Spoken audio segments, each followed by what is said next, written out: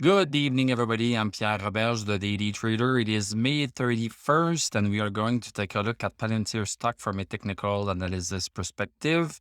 My goal in doing these videos is to help you understand how you can use technical analysis to make better trading and investing decisions. But I am not a financial advisor, so please do your own research and make your own decisions. So Palantir caving in under $9 a little bit, so closed down 17 cents, 1.92% at 868. Post-market, we are down by 7 cents. That's not too bad.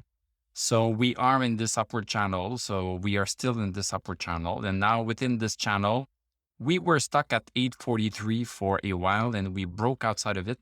But now we are stuck under $8.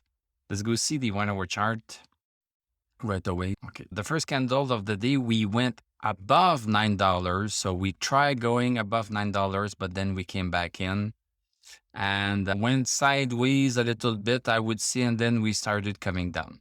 Yes, we have a little bit of a problem with $9, with a resistance at $9, but that's not so bad. We are still in this upward channel. We are still in this upward channel. So we might be doing a little bit of a pullback for a while and then retry at some point. So if we do a little bit of a pullback down to $8 or so, this would give us a great opportunity to go in right here. Yes, it would give us a great opportunity to come in right here. And then when we try a second time, if we break, we are still going to be in. And at that point, the channel resistance will be at around $10. This would be the perfect scenario. So we'll see if it happens. In terms of indicators, let me just undo this. So going back to the daily chart, stick is getting higher. So we are at 49.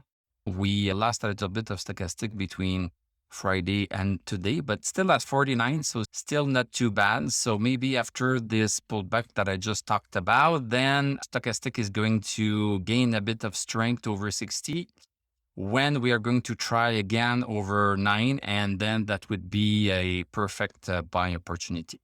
There are other buy opportunities, but this one would be close to perfect.